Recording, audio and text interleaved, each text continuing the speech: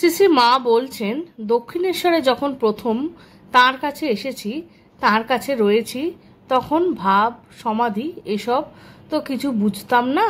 দেখতাম সারা রাত ঠাকুর বসে আছেন, তাকে ঘিরে রয়েছে এক অপূর্ব আলো, তার সর্বাঙ্গ নিষ্পদ নিথর, মুখে অপূর্ব হাসি রেখা। আমি তো ভয় কাঁটা হয়ে যেতাম, জড়সড় হয়ে বসে থাকতাম, কি করব বুঝতে পারতাম না। প্রথম আগ্নেকে অর্থাৎ হৃদয়কে ডাকতাম, সে এসে ঠাকুরের কানে মায়ের নাম শোনাতো। দেখতাম ঠাকুর ধীরে ধীরে স্বাভাবিক হচ্ছেন। রাত্রে আমার ঘুম হয় না। বুঝতে পেরে কিছুদিন পর ঠাকুর আমাকে নহবতে পাঠিয়ে দিলেন। আমাকে অবশ্য শিখিয়ে দিয়েছিলেন কীরকম ভাব হলে কোন কোন নাম শোনাতে হবে, বলছেন শ্রী মা। আবার এক সময় মা বলেছেন, ঠাকুরকে সমাধি থেকে টেনে এনে তেল মাখিয়ে স্নান ও আহার করিয়ে দিতেন। যেদিন কলকাতায় যেতে না হতো বা ভক্তেরা দক্ষিণেশ্বরে না আসতো, ঠাকুর সেদিন অধিকাংশ সময় সমাধিতে বেহুশ হয়ে থাকতেন। স্বামী প্রেমানন্দ বলেছিলেন, স্বামীজি ঠাকুরের সঙ্গে খুব তর্ক করতেন। তাতে ঠাকুর স্বামীজিকে বলেন, দেখ তুই জহুরি হয়ে এরকম কথা বলিস, একটা গল্প শোনো। এক ধনী ব্যক্তি হিরে বিক্রি করতে চায়। এক জহুরি হিরেটা দেখে বুঝলো সেটি খুব দামি। সে মালিককে 2 লক্ষ টাকা দিতে চাইল। এমন সময় আরেক জহুরি সেখানে হাজির হলো। তাকে দেখে প্রথম জহুরি হিরেটা নিজের জুতোর ভিতর লুকিয়ে নিল। তারপর অপর জহুরি চলে গেলে হিরেটা জুতোর ভেতর থেকে তুলে দেখে যে সেটি ফেটে চুরমার হয়ে গিয়েছে। কি হলো?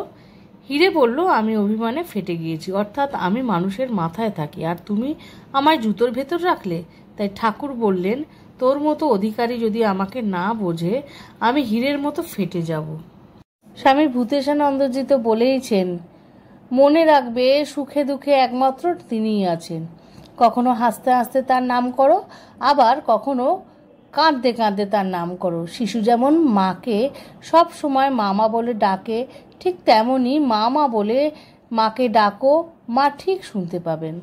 মা যে সকলেরই মা, যে কোনো জীবজন্তু তথা কীটপতঙ্গ, গরু বাছুর সকলের মা।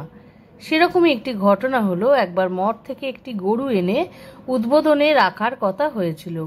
মা ওই কথা শুনেই বললেন, না না, ওরা ওখানে গঙ্গা দর্শন করছে, স্বাধীনভাবে বিচরণ করছে আর সাধুসঙ্গ হচ্ছে। এখানে এনে কি করবে? একটা ঘরে পুরে গলায় দড়ি দিয়ে রাখবে? তা হবে না। অমন দুধ খেতে পারবো না, আনতে আর দিলে না। এতেই বোঝা যাচ্ছে মা পিঁপড়েরও মা। মা আমাদের জগৎ জননী মা, মা সকলের, সব জীবের। তাই তো মার প্রাণ সব সময়ের জন্য কাঁদে। মা তার সূক্ষ্ম শরীরে এখনও তার সন্তানদের 2 হাত দিয়ে রক্ষা করছে যে কোনো বিপদ থেকে। আজকের এই ছোট্ট ভিডিওটি তোমাদের কেমন লাগলো জানিও। তাই তো বলি, জননীং শারদাং দেবীং রামকৃষ্ণ জগদ্গুরুম পাদ পদ্মে তয়ো সিত্বা প্রণমামি মুহুর্মুহু। শ্রী ঠাকুর, মা, স্বামীজি, আমার গুরু মহারাজ এবং অন্যান্য মহারাজের শ্রীচরণে শত কোটি প্রণাম জানিয়ে আজকের এই ভিডিওটি শেষ করলাম।